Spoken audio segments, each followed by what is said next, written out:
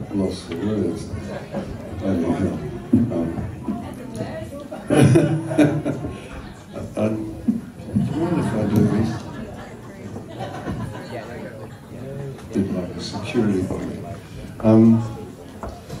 I'd like to sort of do a couple of things, just a bit of a finale.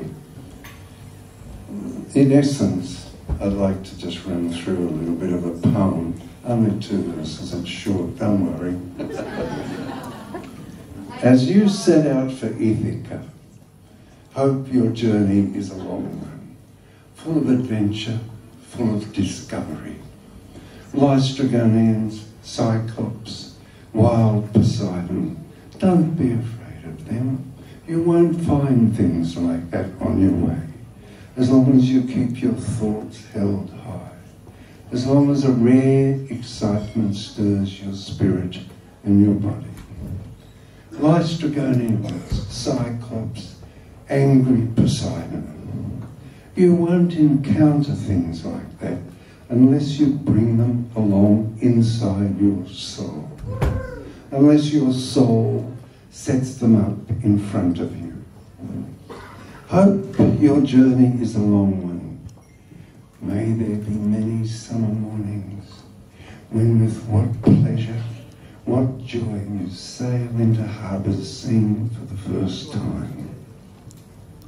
May you visit many Phoenician trading stations to buy fine things, mother of pearl and coral, ebony and amber. May you visit many Egyptian cities to learn and learn again from those who know. I'll leave the rest, but that gives you some idea that it's a journey that we all have been on. And now we take sensual perfumes of every kind we celebrate.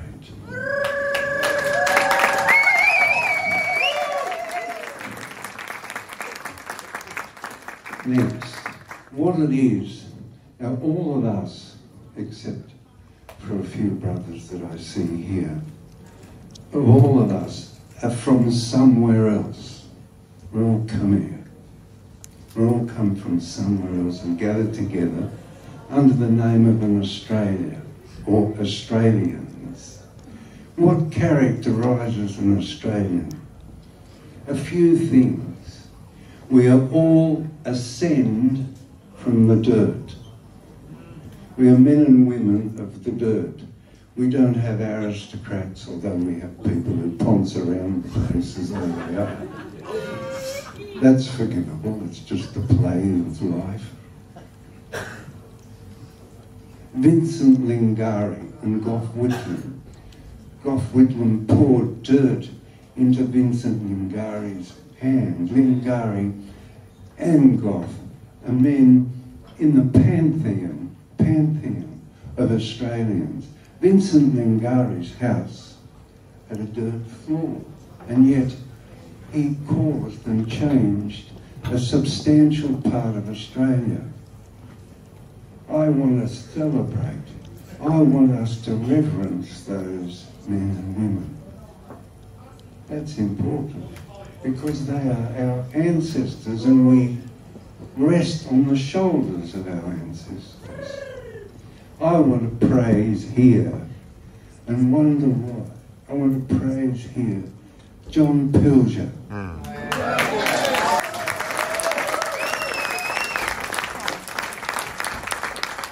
Undoubtedly, John was the greatest documentary maker of his generation, without a doubt. No competition, heads and shoulders up there. Not mentioned in our parliament, no state funeral. But what's wrong with these people that a slight offence of criticism and they become vindictive and turn their backs? I mean, if we were like that at home and somebody said to me, you know, well, John, you're a bit deficient in this deal and you ought to look more closely at what you do before you do it. I walk out the door and shut it, never come back. It's ridiculous. John Pilger. Wilfred Burchett, another great Australian never mentioned. He was the first journo, or reporter better said, first reporter to report on Hiroshima, Nagasaki and the catastrophe of that bomb drop. He also reported on the attempt by the Americans to, it was UN actually, but principally the United States, to destroy North Korea.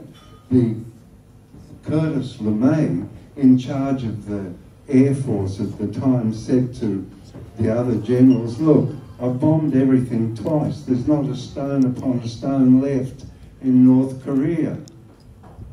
We only know that through Wilfred. What it is to be an Oz. We must reverence these people, otherwise we are cast adrift without ancestors, without a substantial body of culture to rest our hearts on. Important.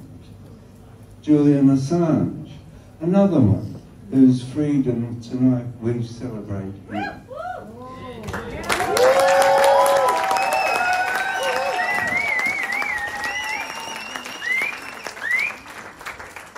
And now I begin to draw together the other thread of this conversation with you, our discussion tonight. What brought about Julian Assange's freedom? Us. You and me. You generically, me generically. All of us.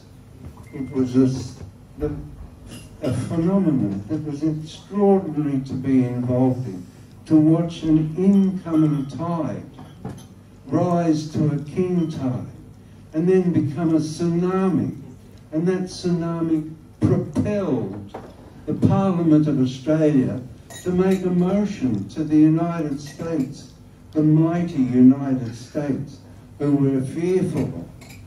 They stood up. Antoinette Lattouf mentioned that she is involved in setting up something which will examine what it is to be brave. Well, it certainly is of our Parliament to say to the United States, we want this lad brought home.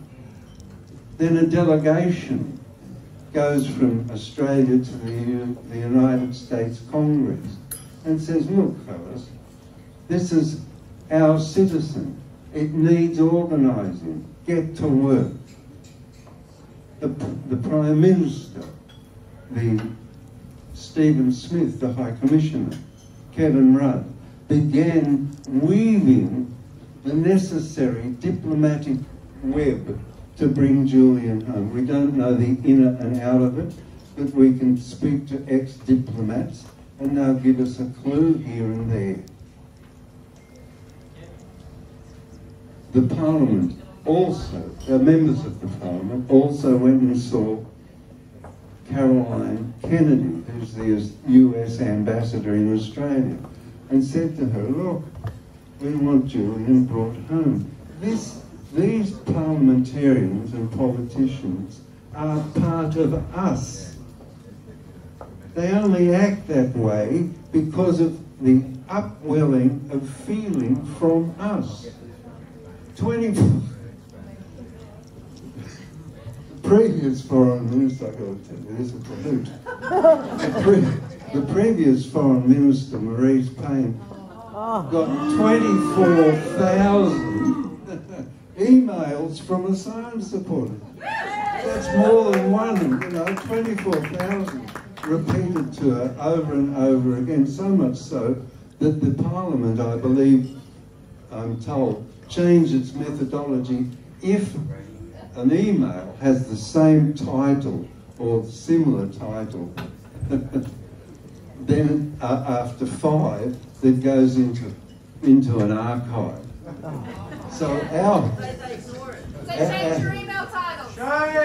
So our computer walla invented a method to have 35,000 different titles.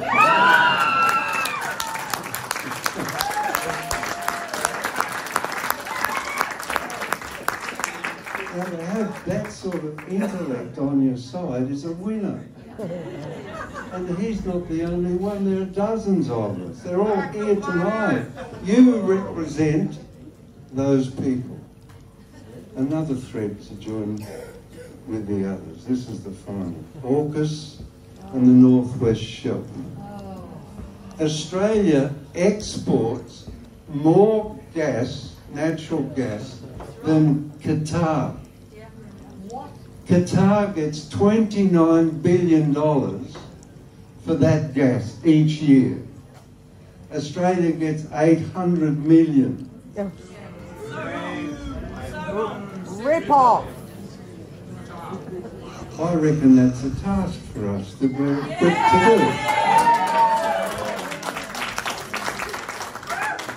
You can thank Alexander Downer for that.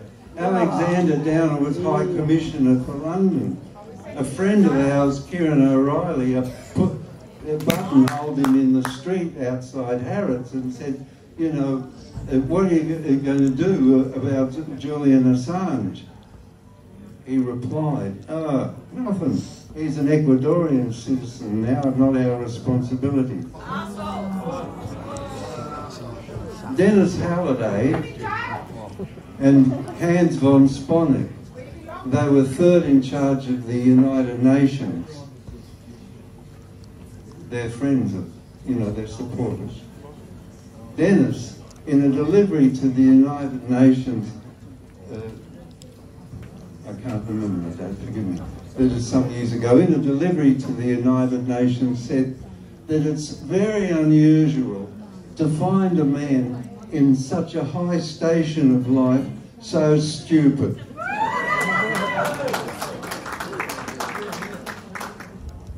The last thing, and these are Australian things, and they're responsibilities that fall upon our shoulders. We've seen that a possibility with the Assange campaign to change things. The last one, AUKUS. We pay $368 billion to rent 4 submarines and build 8. The Russians, the Yazim class is equal to the Virginia class, only slightly better. It has better acoustics. They built 8 for $9 billion. Contemplate that for a minute. We've already lost. It's not possible to expend that sort of money to defend yourself when our given competition, I don't know why we're in competition with Russia, but they say we are.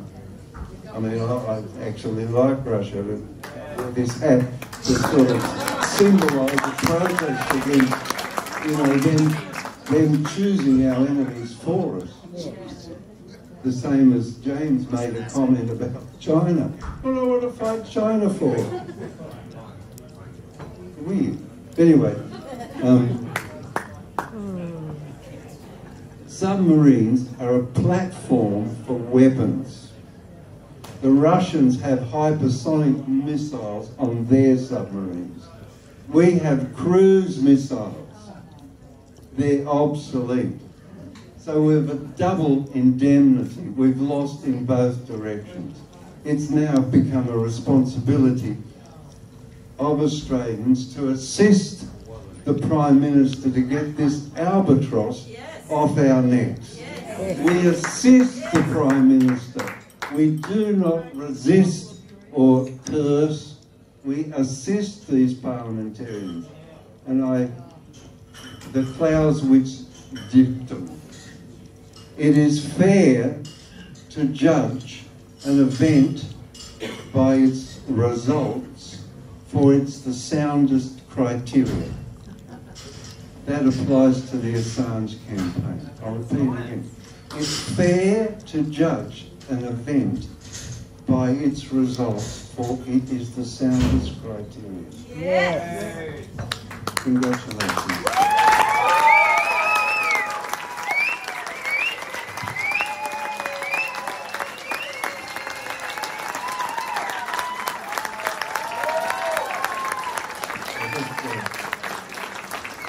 I'll just add one more thing. It's really embarrassing when you see Trump and Biden bellowing at each other, and I think to myself, these old fellas, they don't know when to shut up. As I'm of the same age, this will be the last. So thanks a lot. It's been a pleasure.